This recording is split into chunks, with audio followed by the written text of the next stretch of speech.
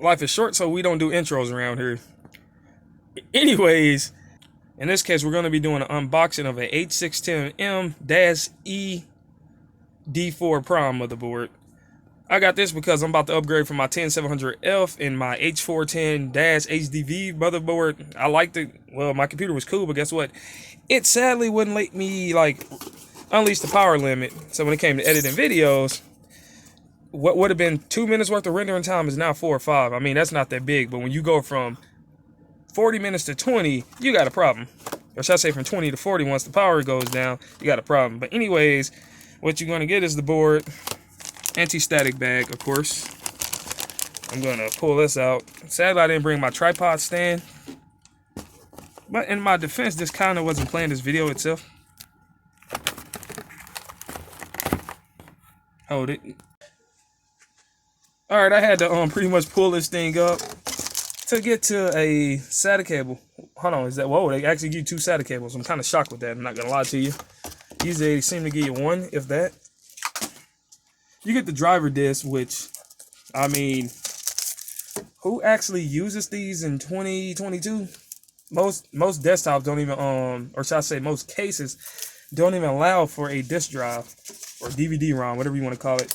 Well, I was finna open this. You get a user guide that most people, you probably won't need. You get the I/O shield. This helps keep the dust out the computer and the radio interference from around you. And you get you some good old M2, what you call these, brackets.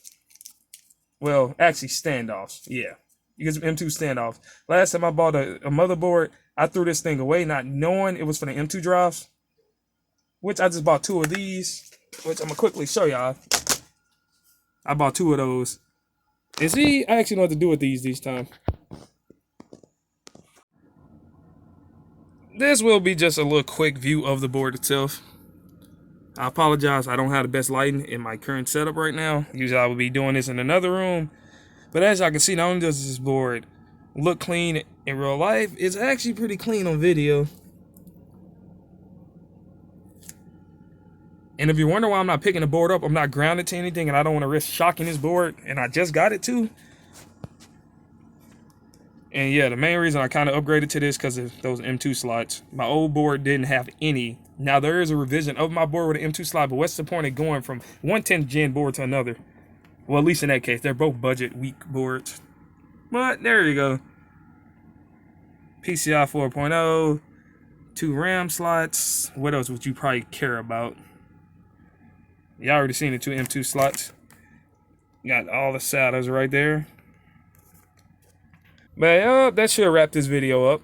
I'm probably going to most likely do a review on it, like I kind of said earlier in the video. See what the temps are and all that good stuff. I'll let y'all know. So do me a favor, sub to the page, like the video, and stick around because I'm definitely going to show y'all some before and afters or whatever. I'm just showing y'all this so y'all can see that, yeah, this may be a budget board, but hey, for what I'm using it for, it seems to work pretty damn good. 49 long minute video. It's been running for probably around 5 minutes now. 9:44 remaining. They estimated like 13 minutes instead of like usually maybe 40 with my old i7. Mainly because y'all see the power limit of 125. On my old board it was only 65 and that was hindering it. That will start off at, let's say, 2 minutes, but once the power limit went down, guess what? That would go up, and that was so annoying. That's why I pretty much upgraded. Now, I didn't notice motherboard was so, well, I knew it was a budget board. It was like the cheapest one you get, but I didn't know it was so-called bad. Oh, it's the bad VRMs, or it couldn't do this. But I'm like, yeah, as of now, it's working just fine for me. And also, my cooler is actually contained in this i7 at 125 watts. Seems to be the sweet spot. Once it goes up to 140, it will burn at around 91 Celsius. Currently, my room is around, probably around 60, probably 70 degrees. When it was around 89 in the room, where where I was actually sweating like a dog for what it was, and it was stuffy in here, because I had the Xbox and the computer on. That thing set around, let's say, 93, while doing like, video editing in a stress test with Intel Extreme Tuning. Alright, this is going to be a real quick review of this board. I'm going to tell you what I think about it. You know, everything I do or don't like about it.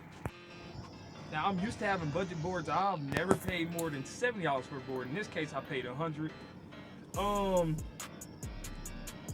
One thing I didn't like about this board, and like I said in the video, the plan was to get a 10th through 11th gen board and get either 11700K or keep my 1000F and just unlock the power limit. That way I can edit videos faster,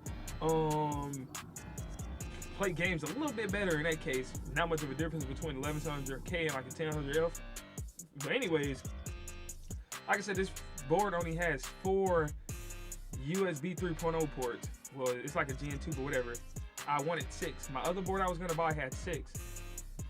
There's a more expensive version of this board that costs about, I think $6 or $7 more. And they had 3 in stock, but I couldn't find them. Heck, I couldn't even find this. This thing was sitting on top of the glass at Micro Center. I'm like, is that the board I'm looking for? I thought maybe they was returned or somebody was trying to hide it so they can come back and get it later. You know, trying to build them, pretty much get them an i7 II. Or should I say get into 12th gen itself. Another bad thing about this board is, depending on who you talk to, they tell you that you shouldn't put anything more than an i5 in here. I personally have an i710 12700. As of now, it's editing videos well, no stuttering, no lag, no, like, I'm gonna call them hot spots on the board, at least, not from what I can tell. And what can I say? One pro of it is the fact that it's what, $99 when compared to at minimum around $140 for like a decent 12th gen board.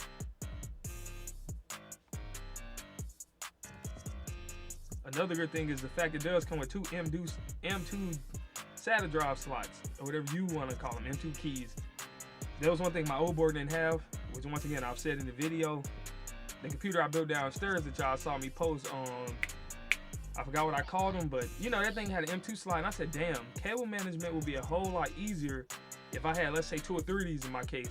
With the computer I just built, which y'all are gonna see me unbox or make a video on with my Corsair's case, I have the bare minimum cables in there. I have like 3 SATA cables for my SSDs, my hard drive. I got 2 M2 slots, which save me from having to have the extra power supply cord, because you know I got a semi-modular PSU.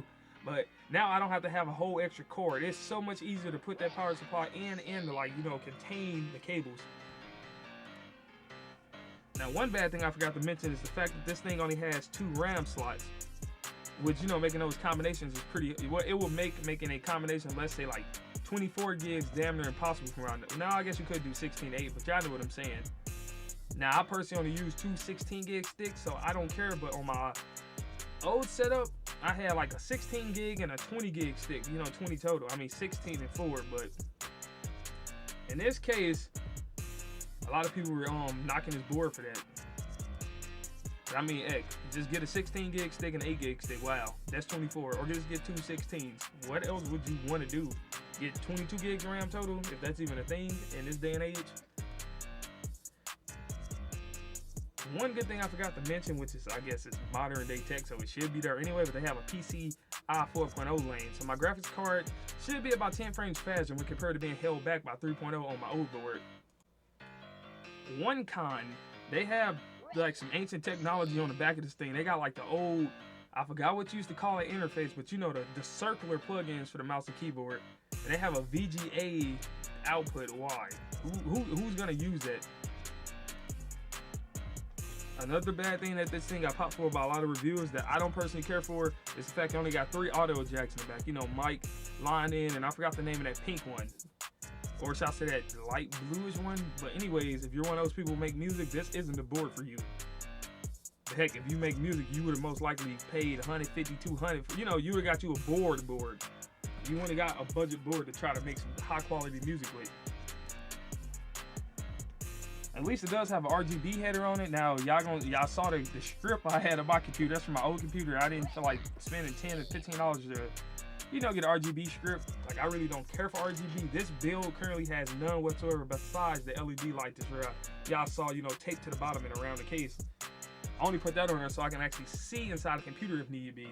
But normally it's actually off. Now, I'm sure some of y'all are going to be wondering, what would I rate this board? For me, personally, it's a 4.7 out of 5. For you, it's most likely going to be a 4, maybe a 4.3. because you really do expect a lot more features, but at the same time, you did get the budgiest board of the 12th gen processor line. So I mean, what can you say? But hey, I don't regret buying it. It definitely moved me up from 10th gen to 12th, and it has an unlocked power limit. So hey, I'm not gonna complain.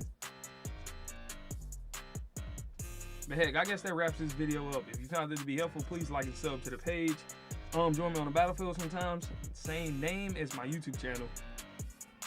I'm gonna see you around.